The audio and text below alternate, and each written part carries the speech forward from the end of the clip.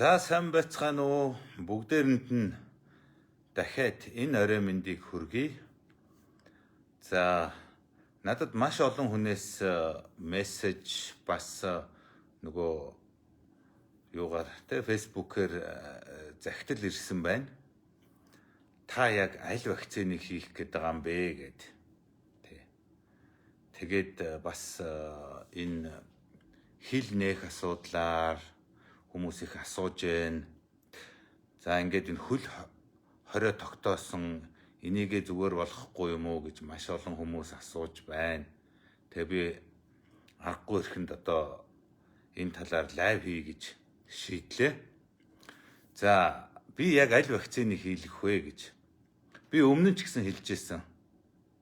Би сайн вакцинаас нь хийлгмээр байна. Нэр ус нь мэдэгдэхгүй ийм вакцин хийлгмээргүй байна гэж. Pfizer юм уу одоо AstraZeneca, Moderna-гийн ийм вакцин хийлгэнэ гэж өмнө нь би харин ярьж исэн шүү. Тэрийг одоо хүмүүс бас гуйуулад одоо гүндала тас одоо вакцины эсрэг байсан маягаар ингэж намайг бас гүтгэж байна. Тим юмнууд бас их гарлаа.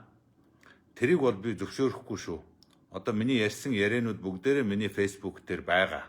Эргээд үзэх юм бол би чанартай сайн вакцин хийлгэнэ л гэсэн байгаа. Ер нь би бол вакцины эсрэг хизээч байдгүй. Вакцин бол тийм муу зүйл биш. Өмнө нь ч тэгж хэлж байсан. Харин монголчуудад муу вакцин хийхийг бол би хувь хүнийхээ хувьд бол одоо эсэргүүцнэ. За ямар вакцин хийлгэх вэ гэхээр бидэнд бол сонголт байхгүй. Надад бол сонголт байхгүй жишээлх юм бол. Одоо эрснийг хийлгэхээс өөр арга байхгүй баг. Ирсэн тэр дотроос нь л авахаас өөр аргагүй. Яг үнэндээ хамгийн сайн вакцинд юу гэж тэр Pfizer, тэр Moderna, тэр жинхэнэ AstraZeneca, тэр Европт үйлдвэрлэж байгаа AstraZeneca. Энэ гурав бол одоо хамгийн сайн вакцинд орж байгаа шүү. Дэлхийн хамгийн баян улсууд тэр Америк, Герман, тэр Англи, тэр Японууд чинь энэ вакциныг л хийлгэж байгаа шүү. Өөр тэр энтхийн вакцин ч юм уу эсвэл Оросын вакцин тийм юм хийлгэж байгаа улс бол байхгүй шүү. Үнэн шүү нэрэ. За яг одоо тэр нэг ядуу улс орнууд, маш их хүн амтай улс орнууд, вакцин авч чадахгүй байгаа улс орнууд янз бүрийн вакцин авч л байгаа юм байна лээ. Үнэндээ болвол Монгол бол өнөөдөр Pfizer вакциныг 3 сарын дундуур нэг цөөхөн одоо хэмжээгээр ирнэ гэж байгаа шүү дээ, маш цөөхөн. Тэр нь хүнд очихыг мэдэхгүй. Одоо би манай гэр бүл тэрийг одоо хийлгэе гэж хүссэн ч одоо биднэрт олдохгүй байх. 50,000 ширхэг ирнэ гэсэн байх. Тэр нь 25,000 хүнд хийгээл дээгүүрээ хуваагаад аваад дуусах байх. Яг үнэндээ бол. Одоо энэ вакцинуудаас миний бодож байгаагаар Pfizer-ийн дараа одоо биднэрт олдож байгаа вакцин бол энэ энтхгээс ирж байгаа энтхэгт хийсэн ядуу буурай орон энтхийн ард түмэнд зориулсан Serum Institute, Pfizer, AstraZeneca-гийн хамтарсан ийм вакцин шүү. Энэ бол одоо бидэнд яг одоо ирсэн байгаа хамгийн гайгүй вакцин. Хамаагүй одоо энээс нь ч одоо хийлгсэн ч яах вэ? Биднэрт бол сонголт байхгүй монголчуудаа. Үнэхээр одоо юу гэдгийг Pfizer-ийн вакцин 3 сая хүндээ зориулээд авцсан шүү гэвэл одоо хүлээхээс өөр арга алга. Аль тийм юм алга. Манайх ч хоцорцсон хөөе. Вакцины авч чадаагүй, вакцин захиалаагүй. Эрүүл мэндийн салбарын унхаагүй юмнууд засгийн газар хийж чадаагүй энийг. Бид нар энд тэндээс гуйж түүж өстөө нэг энд тентхийн ийм ядуу ард түмэнд зориулсан вакциныг л эсвэл биднэрт хандваар өгж байгаа тийм вакциныг л авж байгаа шүү. Үннийг хэлэхэд. Яг үнэн нь тэр шүү. Биднэрт сонголт байхгүй. Үнэхээр одоо ингээд 4 вакцины одоо энэ яриад байгаа дөрүүлэнгийн ингээд зэрэг авчраа тавьчихсан. Тэр нь одоо ингээд хүн амынхаа тоогоор хүрэлцээтэй. Та нар одоо дуртайгаа хийлэг гэвэл одоо хүн болгон өөрийнхөө сонгороо. Би ч гэсэн өөрийнхөө сонгоно. Би өөрийнхөө сонголтыг харин энэний өмнөх одоо энэ вакцины талаар хийсэн лайв дээр маш тодорхой хэлсэн байгаа. Би энэ хоёр компани вакциныг л хийн гэдгээ бүр хэлсэн байгаа. Энэ хоёр вакциныг бол би хийлгэхгүй гээд. Тий. Надад бол одоо монголчууд биднэрт бас үнэхээр сонголтгүй сонголт шүү. Тий. Одоо тэр орж ирж байгааг нь олдож байгааг нь хийлгэхээс арга байхгүй. Бид нар ч одоо цөөхөн магадгүй нэг 200 мянган хүнээ вакцинжуулж чадах юм уу чадахгүй юм уу ийм л вакцин одоо энэ 3 сард 2 сард орж ирэхээр байна штэ. Бүр одоо нөгөө тусламжийн бүх өдөр Орос хятадын вакциныг оруулаад шүү. Тий. Тийм болохоор ерөөсөө ямар ч сонголт байхгүй. За тэгээд гадагшаа явъя гэж бодож байгаа бол тэр гадаадын одоо сайн вакцин гэж байгаа тэр нэртэйг нь олж хийх хэрэгтэй. За одоо тэр худалдаа хөгжлийн банк 200 худалдаа хөгжлийн банк шүү, хувийн компани 200 мянган вакцин оруулж ирж хэрэглэгчтэй хэрэглэхийн гэсэн. За аз болж би худалдаа хөгжлийн банкны одоо бас юу юм байгаа харилцагч юм байгаа манайх гэрээрээ ашгүй тэрэнд нь одоо сайн вакцин ороод ирээсээ жинхэнэ одоо Европ AstraZeneca ороод ирээсээ тэгвэл одоо тэрийг хийлгэх гинсэн гэж бодож байна. Хизээ орж ирэх нь одоо мэдэгдэхгүй байна. Сонголт байхгүй хүмүүсээ. Тий. Би харин аль вакцин хийлгэхэд тодорхой хэлсэн. Вакцин бол муу юм биш шүү. За хоёрдугаарт би нэг ийм зүйл хэлэх гээд байна. Эрүүл мэндийн сайд сая 14 хоногийн өмнө нэг хэвлэлийн баг хурал дээр шууд хэлж гэн лээ. Ковидын халдвар туссан Монгол хүмүүсийн 80% нь ямар нэгэн шинж тэмдэг илрээгүй гэж. Өөрөөр хэлбэл Монгол хүн ковид тусаад зүг зүгээр байна гэсэн үг. Шинж тэмдэг илрээгүй гэдэг чинь тэрийг хэлж байгаа. Энэ бараг шинж тэмдэг байхгүй. Зүгээр нэг хоолон жаахан аргаад ч юм уу магадгүй хамран жаахан шүүхэтнаад нэг жаахан одоо халуурах маягийн юм болоод бүлээрсгээд ингээд өнгөрхийг л одоо шинж тэмдэггүй гэж хэлнэ штэ ер нь. Тэгэхээр одоо энэ шинжилэл одоо Монгол хүний одоо PCR-ийн шинжилгээ аваад нөгөө халдвартай гэж гаргаад байна штэ. Тэр нь бол зүгээр ингээд нөгөө халдвартай гэдгийг PCR-ийн шинжилгээгээр гаргаад байгаа. Яг клиник аргаар одоо юу гэдгийг одоо өстой ингээ халуураад нөгөө үнээр амт мэдрэхээ болоод ингээ бүр уушиг муушиг натгалгаа болоод ийм болчихсон юм бол Монгол хүмүүс байхгүй байгаа байхгүй юу. Өөрөөр хэлбэл Монгол хүн энэ коронавирусын одоо вируст дархлаатай тэсвэртэй энэ одоо батлагдлаа штэ. Дэлхийд даяар Монгол хүн тусаад зүгээр идэгсэн. Маш олон хүн Америк туссан зүгээр идэгсэн, Англи туссан зүгээр идэгсэн.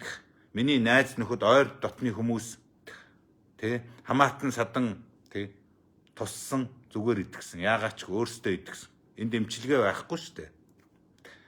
Тэгэхээр Монгол хүн бол энэ коронавируст маш их дархлаатай тэсвэртэй. Монгол хүнд энэ коронавирус үйлчлэхгүй байгаа гэсэн үг ерөнхийдөө бол. Миний хэлэх гээд байгаа юм юу гэхээр яагаад Монгол хүн тэсвэртэй байгаа юм? Яагаад гэвэл бид нар чинь маш их багаасаа ханиад хүрж ирсэн. Ялангуяа Улаанбаатар хотынхан. Энэ цэцэрлэг яйсалт очоод толгой дараалан хүүхдүүд жилд 1-2 3 ханиад хүрдэг. Том хүмүүс нь ханиад хүрдэг. Тэгээд энэ төрлийн вируст бид нар тэсвэртэй дархлаатай болцсон. Энэ коронавирус чинь өөрөө энэ ханиад томооны вирусын нэг хэлбэр юм штэ. Нэг жаахан титэмтэй л гэж байгаа байхгүй юу? Харагдах царай. Тэрүүгээрээ л өөр шин. Тийм учраас энэ хүмүүс энийг тусаад байгаа байхгүй юу? Тийм учраас монголчууд бид нар ханиадны вирус дийлдэхэ болцсон юм байна өө. Мэдээж эрсдэлтэй групп бол байгаа. Хавдартай, дархлаа нь унчихсан, одоо зүрх судас, уушигны одоо хүнд өвчтөө, одоо юу гэдгийг чихрийн шижинтэй, дархлаа султай ийм хүмүүст бол эрсдэлтэй. Ийм хүмүүс бол тусгаараа бас одоо хүнд байдалд орж амь эрсдэх осолтой Тийм учраас ийм хүмүүсээ маш түргэн вакцинжуулах хэрэгтэй. Бусад одоо нийт монголчууд бол ер нь бол тэсвэртэй гэж ингэж ойлгох хэрэгтэй. Хүүхдэд энэ коронавирус чинь маш хөнгөн тусдаг гэж байгаа шүү дээ. Та нар одоо сонссон бол дэлхийд даяар маш олон хүүхдүүд тусаад хөнгөн өнгөрч байгаа. Мэдээж одоо бас олон юм дотор ганц нэг эрсдэл ховорхон гарч байгаа байх. Гэхдээ хүүхдэд бол үнэхээр хөнгөн тусдаг юм шүү. Тийм учраас миний хэлэх гээд байгаа юм нийт монгол хүн энд одоо дархлаатай байна, тэсвэртэй байна. Хүүхдэд эн чинь угаасаа дэлхийд даяар хөнгөн тусаад өнгөрч байгаа. Ийм болохоор одоо бид нар өнөөдрийг болтол одоо сүржгэнсэн байна.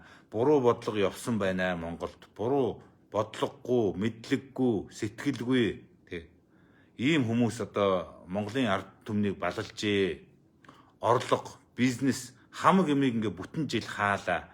Хил мэлээ хаалаа. Гадаадд байгаа монголчуудаа гацаалаа. Одоо болтол 10,000 монгол хүн өнөөдөр ирээгүй байна. Монгол шиг ингэж өөрийнхөө ард иргэдийг гадаадд гаргуунд нь хайсан дэлхийн нэгч улс байхгүй.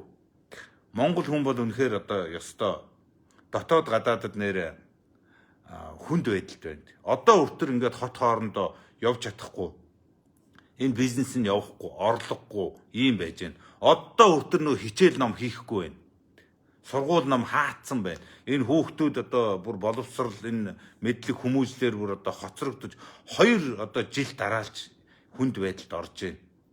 Гэтэл бид нар тэсвэртэй, төвчээртэй, дархлаатай. Гэтэл өнөөдөр яаж ийм бид нарыг морь малчиг хашаад тэгжээ гэл дандаа буруу юм хийгээл ингэж одоо Монголын ард түмнийг одоо мал шиг л ингэж хандж जैन дөө. Тэгээ би бол одоо эмч хүний хувьд бас мэдээлэл авдаг. Энэ дэлхийд даяар юу болж байгааг авсан мэдээлэлээ ажилуулж ингэж гаргаж ирж шийдвэр гаргадаг ийм хүний хувьд хэлэхэд бол бид бол дархлаатай, бид айх юмгүй. Бид зүгээр зарим нэгэн арга хэмжээнүүдийг авахтал болохоор байсан байна. Гэтэл өнөөдөр бүх юмыг хорж, бүх юмыг хаад орлогогүй болгож, бизнесгүй болгож, ажилгүй болгож, сурлаггүй болгож одоо ингээд бүх юмыг нээгээгүй хэвээрээ ингээд шат дараалтаа нээн гэдэг ийм юм яриад явж байна. Энэ бол арай л хитрхи байна да. Монголчууд минь энийг би бас хэлье гэж бодлоо. Тийм учраас одоо энэ хилээ нээгээд энэ хоорондоо явдаг болоод бүх бизнесээ нээгээд хүүхдүүдээ сургуульд нь яаралтай явуулаад тэрнийг олж ирж байгаа хэдэн вакцина бушуухан тэр настаа мастаа тэр эрсдэлтэй өөр одоо юу гэдэг эрүүл мэндийн салбарт ажилладаг хүмүүстэй хийгээд ингээд дуусгах хэрэгтэй. Энэ элдв одоо энэ PCR шинжилгээ энэ миний одоо болох хэрэгтэй. Наадах чинь биднэрт хэрэггүй. Монгол хүний ковид туссан монгол хүний 80% шинж тэмдэггүй байх гэдгийг одоо эрүүл мэндийн сайд нь өөрөө амаараа хэлчихлээ 14 хоногийн өмнө. Эннээс илүү өөр одоо баталгаа байхгүй бид дархлаатай. Эрсдэл бүхий тэр хүмүүсээ энэ хэдэн вакцинаар вакцинжуулаад болоо. Гадагшаа дотгошоо бүгдээрээ явцгаая, гаднаас хүн амтан авцгаая. Айгаад авах юм алга үннийг хэлэхэд. Өнөөдрийг бол бүх одоо хийсэн арга хэмжээ бүх бодлого нохоон замаар орсон байх шүү. Бүх мөнгө төгрөг тэр их гадны тусламж, тэр их төсвийн хөрөнгө энэ болгон бол бүгд нохоон замаар оржээ. Бүх юм шахаа болжээ, бүх юм бизнес болжээ. Энэ хөл хорой энэ төр чинь бүгд бизнесийн хөл хорой болжээ. Монголын ард түмэн хитрхи дарлуулж байна шүү. Гадаад дотоодгүй ингэж зовж явах юм одоо ийм хувь тавилантай ийм алшиг болчихсон ард түмэн юм байлгүй дээ. Өөрсдөө л гомдох хэрэгтэй. Ингүүлж байгаа да.